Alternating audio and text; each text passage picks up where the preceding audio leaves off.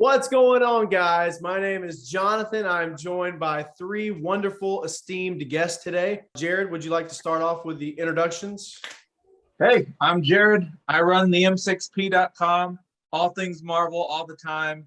Check us out on Facebook. Jonathan is a big fan, and he does my show, so I do his show. We help each other out like that. That's right. We got to have each other's backs. Also, Sam, what's up, man? Tell us a little bit about yourself.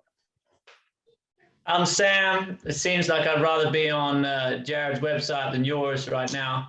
I'm going to give everyone the everyman's opinion to all of this stuff. What's up, Dayce? I'm Dayce. I have the privilege of being Jonathan's brother-in-law, and so I was the last option. He ran out of options, pretty much. Wouldn't rather be anybody else, buddy. And today we're going to have a discussion about it's actually a retrospective of the Tobey and Andrew Spider-Man films.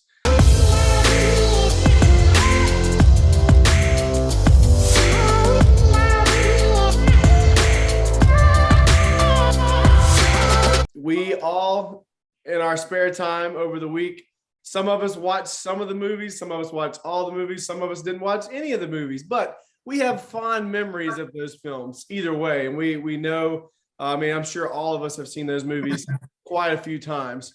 With the possibility of Tobey and Andrew coming back into the MCU, don't forget, this is not guaranteed yet, but with that possibility looming, we thought it would be appropriate to talk about these old films. And me personally, I went back and watched the whole Toby trilogy.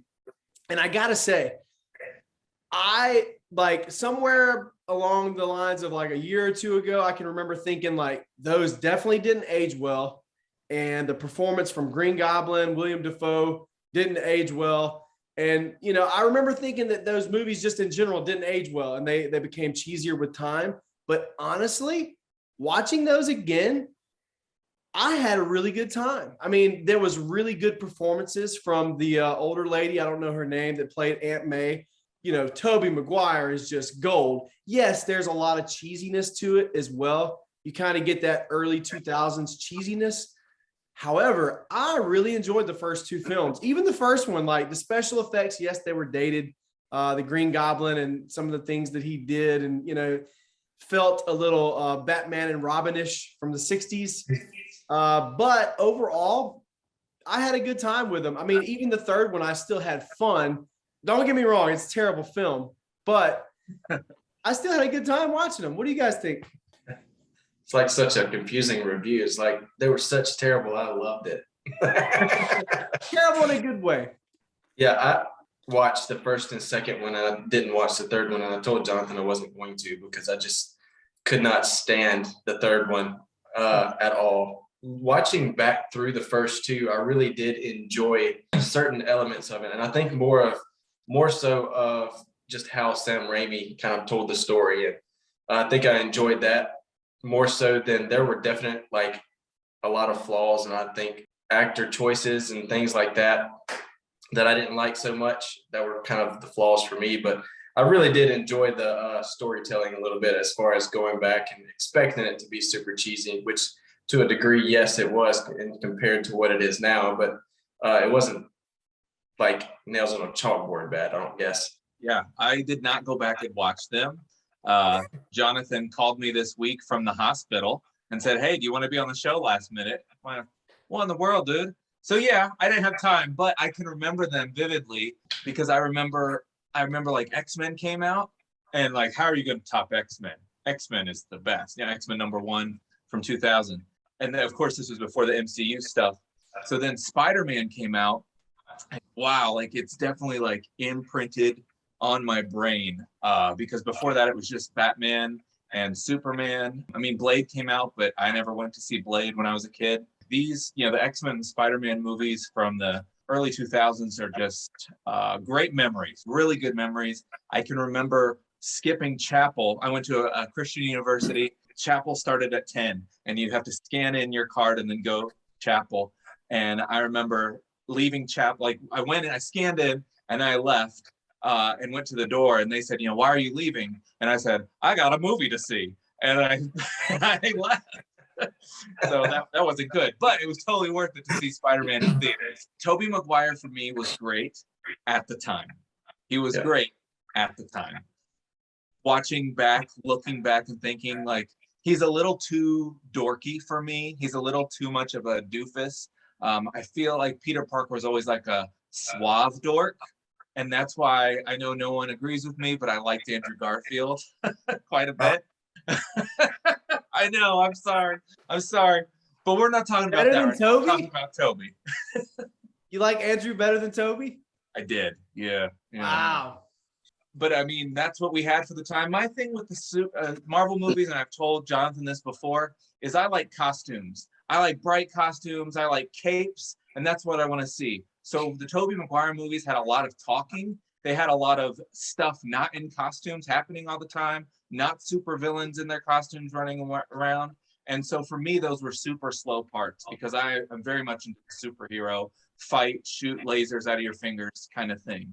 Yeah, I think Aunt May was amazing. I think she was great. I think she blows Marissa Tomei out of the water as Aunt May. Like you had said, Dayce, you know, with some of the dated stuff with Green Goblin, he definitely looked like a Power Ranger villain of the week.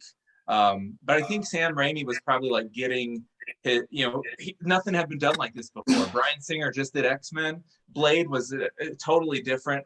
Not even a comic book movie in many aspects. It was just a horror movie with vampires. And so he was getting his feet wet. And that's why I think the second one just blew us all out of the water. It was like perfect almost from beginning to end. Doc Ock was amazing. The story was great. The visuals were much improved. You have the subway car scene where he's, you know, ripping like iconic stuff from the second one. And then the third one, I'm with Dayce as well. Like, we just don't mention that. We just pretend like it ended at 2 and 3 never really happened. Yeah.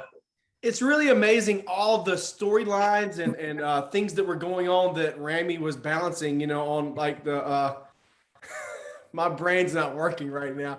Balancing the plates, I guess you could call it, whatever. But I mean, there was a lot of stuff going on in that movie. You had lots of characters. You know, you had the thing going on with Harry. You had the thing going on with Aunt May and her being disappointed about him letting her Uncle Ben die. And then you had the stuff that was going on with these villains, you know, like in the second Spider-Man film, I thought they did a really good job of balancing all those stories and making it so heartfelt. You know, it was a good movie. Great film. What you think, Sam? I mean, personally, I wish that I would have left the movies as a memory because they were, you know, I do agree with that. Like, I took the graphics and everything with a pinch of salt. You know, I mean, all the special effects. I get it. Back then, I didn't notice one problem with it at all. Because it wasn't a problem with it back then. Yeah. Going back, it was a little tough, but you know, that wasn't the problem. For me, I forgot that I would definitely agree with the Tobey Maguire comment. Like he's too dorky, and there was no evolution of him across all 3 movies, right? I mean, the last movie was terrible, but I felt like I was looking at the same dude as I was in the first one. And what was the timeline between the first and third in the movie? It was what, 4 years maybe?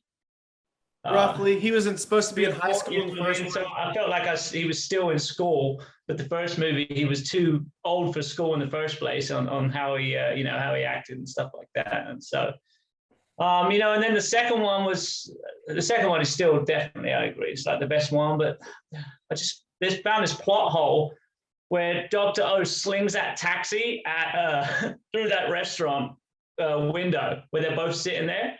And at the point, he was looking for Peter Parker. He didn't know he was Spider-Man. And he's just launched a taxi straight at his head through a thing. And it's only because he was Spider-Man he survived and saved MJ. But realistically, that wouldn't have happened if he did. So, you know, just little bits like that. His only lead would have been dead. Yeah. At the time, like, you don't notice that stuff. But, you know, when you're going back and watching, and now with the up-to-date Marvel things, with everything being so perfect and so well thought out, that things like that just don't happen, you know, but back then they did, and I just became kind of super aware of it. But, you know, thanks for costing me 6 hours this week. I appreciate it. No problem, buddy. But lastly, I would agree. Andrew Garfield's portrayal of Peter Parker for me is better. Like I believe he is a better Spider-Man. The rest of the movie, the plot, nah, right? Like I'm on board with that, but his acting ability, or decisions with that character were better for me. Thank you. I don't know. Like, I guess that's where audiences are split. Like, for a lot of people, they felt like Andrew Garfield was too cool of a guy to be Peter Parker. Peter Parker, in my mind at least, needs to be that nerdy loser type person, and then he, gets bitten by the spider and things change for him. It's almost like a story of going through puberty in a way. I think the first film, I mean, it's there's a lot of parallels between that and puberty. I don't know. I mean, yeah, for me, Andrew was just too cool of a, too cool for school. The movies, it definitely didn't help that his movies were, the first film was basically just a retelling of everything that happened in the first Toby Maguire movie. And, like, it felt like I had seen that movie. It was like deja vu watching it in the theater the first time. And then the second Amazing Spider-Man, oh my gosh, don't get me started on that one. That one tells Spider-Man 3, oh, you think you're the worst Spider-Man movie in history? Hold my beer. I'll outdo you.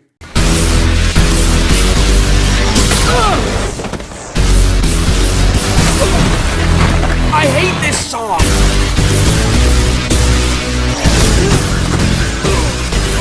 That's for me, I guess. The only good bit about that movie is when she dies. Like, that's like the only part that you didn't think was coming that was kind of exciting to a degree. It was very well done too. I'll give you that. Yeah. And their chemistry was good. I think in real life they were an actual couple or something like that. So they had good chemistry between each other. But overall, those films, man, even the first Amazing Spider-Man movie, like the lizard in some ways was kind of cool, but it was ultimately super cheesy. We've already talked about you guys, like, who your favorite version of Spider-Man out of those two were. If you compare Tom Holland to these two guys, which one do you think overall, not just talking about who's the better Peter Parker, who's the better Spider-Man, but overall, who is your favorite actor that plays Spider-Man out of those three? For me, Tom Holland. Several of you have mentioned kind of how Toby Maguire even did with the character of Peter Parker, and he's having to force himself to be a character that he's legitimately too old to actually portray and all of this. And him and Andrew, I feel like, had to force themselves to be a character that they weren't really 100% comfortable being. Whereas I feel like Tom Holland, literally, I feel like we're watching who he actually is on real life. Like, it's very believable the way he portrays the character. Like, when I read Spider-Man comics when I was a kid, man, this is what I would have portrayed a live action. He's the right age, he's the right mentality, just dorky, but at the same time, like, he's just absolutely the best at, I don't know, man. I feel like he really does a great job with it. I'm with Dayce. Tom Holland is definitely my favorite of the three. I think he's just like a great combination of the first two. Andrew Garfield probably was too cool to play Spider-Man, and Toby Maguire was just too dorky. And I feel like Tom is right in the middle. That honestly, the biggest thing that works against Tom Holland is they just don't let him be the character and breathe. He always has Iron Man in his movie, or he's a one of 1,700 characters in Civil War, or one of 1 billion characters in Endgame. And he doesn't always get to just star as a solo in his movies. And if he got to just be like one of the Sam Raimi movies where he's just in New York and he gets a bad guy and he fights him, I think Tom would even shine brighter than he has so far. He wouldn't be encumbered by playing a sidekick or sharing the screen, making a duo movie. Yeah, I agree 100%. I mean, Tom Holland captures everything perfectly, like you guys said. I mean, he's the perfect amount of nerdy. He's the perfect age, even though he's like 23, 24, whatever. He gives you that feel of, like a high school, like he makes you believe that he could be a high school student, unlike Toby Maguire, who felt like a 34-year-old who was acting like a high schooler. Yeah, real quickly, one of my favorite things about the way he portrays the character is that it's almost like he never loses overwhelming surprise of what he can do. his abilities are always like surprising him. Like he's always discovering, and he never gets to this like overly confident, if you will. Like it's always just like, if you envision like what maybe I would be like at that age, being able to do these things is very surprising. And even that kind of childlike, when he's on the ship and he's literally leaving the atmosphere of the earth, and just like that mentality that he has, that insecurity that's kind of always present, I feel like is a very good delivery of the character. Yeah, that's really good how you said that. It's Toby Maguire was almost scared. He came off scared. Tom comes off unsure, and we're going to figure out how this works. And Andrew Garfield is like, I know what I'm doing. I mean, I'm another fanboy for sure. I mean, I don't want to jump on his bandwagon and hype him up too much in case he watches, but no, he does a good job. But I agree as well with Jared. Like, I'd love to see him more solo in this movie, because even with Mysterio, it was still buddy a lot of the way through. So it'd be good to see him go through some things and evolve again, right, as he gets older and older and older. He always has that mentor figure, like the first one was Tony Stark. Then, like you said, the second one, it was Mysterio. And then, Nick Fury as well was kind of a mentor type character for him. And in this new one, it looks like Doctor Strange might fill that role. But yes, yeah, maybe we will see. By the way, I don't know. Have you guys all been watching What If? I know Dayce has. Sam, you haven't watched that yet, have you? I struggled so hard with the Captain America one that I haven't turned it back on. Hey, and so don't give up on it, because it all builds to something that's like I know. Oh man, I'm so glad that I stuck with that show, because there were some episodes that were rocky, and I was just thinking like, why are they even doing this? But we're starting to get off topic a little bit. But it's overall, I mean, and Stephen Strange in that show, man. Oh, it makes you love Stephen Strange. But yeah, I'm excited to see what they do with this film. There's that possibility. I'm pretty sure at this point that we can safely say that Venom's going to be in the film. A Venom played by, what's the guy's name again? Tom Hardy. Yeah, Tom Hardy. A Venom played by Tom Hardy is going to be in this film. I think it's safe to say that is almost 100%, because we saw the post. Oh, anyway, I'm not going to talk about that yet. So, we've talked about this on the show before. Various different people have talked about this on Comic Book Cinema, but I think it would be so disappointing if all the Super Marvel like movie fans went to the theaters opening night and Tobey and Andrew were not in this film. But don't forget, guys, that is still a possibility. Disney, no official like statement has been put out by Disney, Marvel, anything like that. I mean, we've heard the rumors through these other, websites. We've seen the possible pictures that could be fake, that might not be fake, of Andrew Garfield in his Spider-Man costume, but it is not 100%. How possible do you think that is? Would you say that is more than a 50% chance that could happen, or less than a 50% chance that could happen? I'll let you start off, Sam. I think at this point it's more, I wonder if they weren't in it, but the rumors got so big that Disney were like, crap, let's get them in here real quick for a cameo, out of panic. But I will add to that I would be super excited to see Toby Maguire now, if he's allowed to have aged, 30 years and be just an old dude like the cartoon one. Into the Spider-Verse. Yes, like the way that Peter Parker is, that would be awesome to see. Because I think he would absolutely, because he's a great actor and he would crush that. And so is Andrew Garfield. So like as supporting cameos, they would just crush them roles that they're now old enough to be in. I hope that it's not just a cameo. I hope that it's not just like a 2-minute scene.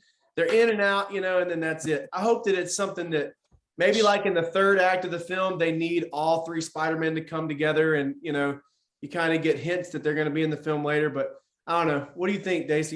My expectation is if they are in the film, it would be more of a cameo role. Personally, that would probably be more of where I would want it to be. I don't want it to take too much away from what's already happening. Their presence is going to take them being with Tom Holland. I feel like it's going to take, I guess, sharing the limelight a lot in that moment. I'm not a huge fan of, because he's already going to be sharing the screen with so many different crossovers in that moment. I mean, we've already seen Doc Ock we saw we heard the laugh of Green Goblin, and we know all of this is going to happen. And so it's kind of like when Infinity War first came out, it was like how much crossover are we going to see and all of that. And I don't feel like it's super beneficial to add too much to a film. It kind of becomes a fan service, like Star Wars, The Rise of Skywalker. It just became a fan service. How much can you put in one film to make everybody happy? And so I'm against that. But I as a fanboy, I would love to see the cameo way for sure. I think if we could get the runtime to 4 hours, I would be fine with it being long. You know, like Toby, come on in, have a seat, tell us what Spider-Man's been up to for 20 years. Like Sam said, he's gotten a little older. Maybe he's got a little bit of a belly. You know, half of his villains have died. Aunt May has passed on. Sure, I'd love to hear you tell us a little bit, but only if it's a 4-hour movie, because this is a Tom Holland Spider-Man movie. I just got done saying I'm tired of him sharing the spotlight. So I then can't say, and now I want him to share the spotlight with Andrew Garfield and Tom Holland. So just swing in, do a little bit, and then head out just for a little bit. But I think it's probably a 90 to 95% chance that they're going to be in it in some role, in some shape or form. They've done interviews with both of those actors, and they both play coy. They don't have a relationship with Disney as far as I know. So what would be the reason for them not to just come out and say, seriously, like, stop asking me about that. I'm doing this other movie, and all you want to do is talk to me about Marvel. Stop it. I'm not in it. Leave me alone. But no one has come out and said that. They're all like, oh, I don't know, you know. So, but they have denied, though. Andrew Garfield was like, I am not in this. I don't know what people are talking about, but I definitely think that it's more than a 50% chance too. I think at this point, Marvel, I don't know whether or not we're going to see that in the trailer. I think that's going to be something they save for the actual film to be a surprise for the fans. And that I could be wrong about that too. You never know. The next trailer we get in a month might have all three of them pop up together. But Jonathan, do you think that they're going to show up in Spider-Man or in Doctor Strange if they show up, or both? That's a good question. I think for sure Spider-Man. I never thought about Doctor Strange.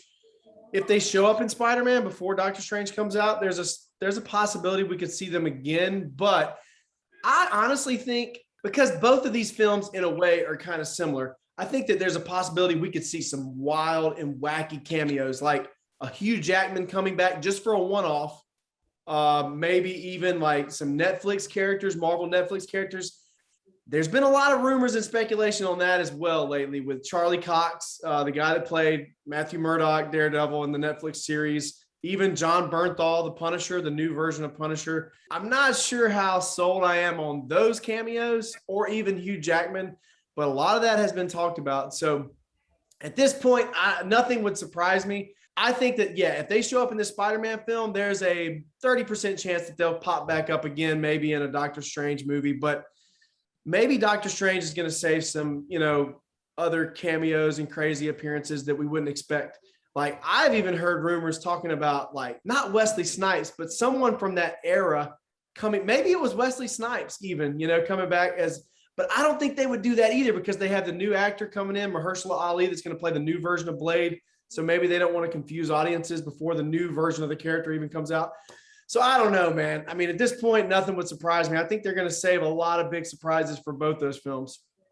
There's been a lot of talk too about Captain Carter showing up in Doctor Strange, because What If is an MCU project. It's not just its own cartoon doing its own thing. So I'd be up for that. But again, just a small cameo, 5 to 10 minutes. Yeah. And get her out of here. I'd be cool with it too. I think it'd be fun. So I know Sam loves Captain Carter. We'll see what happens, guys. I think that it's a high likelihood that we'll see those guys pop up in that film. Yeah, they both have a lot to bring to the table. So thank you so much for joining us today, guys. I really appreciate you coming in and stopping by for the show. Guys, if you haven't checked us out on Instagram yet already, you can look us up at Real Comic Book Cinema. You can also find us on Facebook. Make sure you like, share, and subscribe. We appreciate you guys checking the videos out today. Anybody have anything they want to plug? You can check us out at the m6p.com, on Facebook, Instagram, YouTube, all the things that the kids are doing these days. Check out the M6P. That's where you'll find us. You guys good? I'm good. All right, guys. Thank you so much for joining me. Have a good one. Yeah.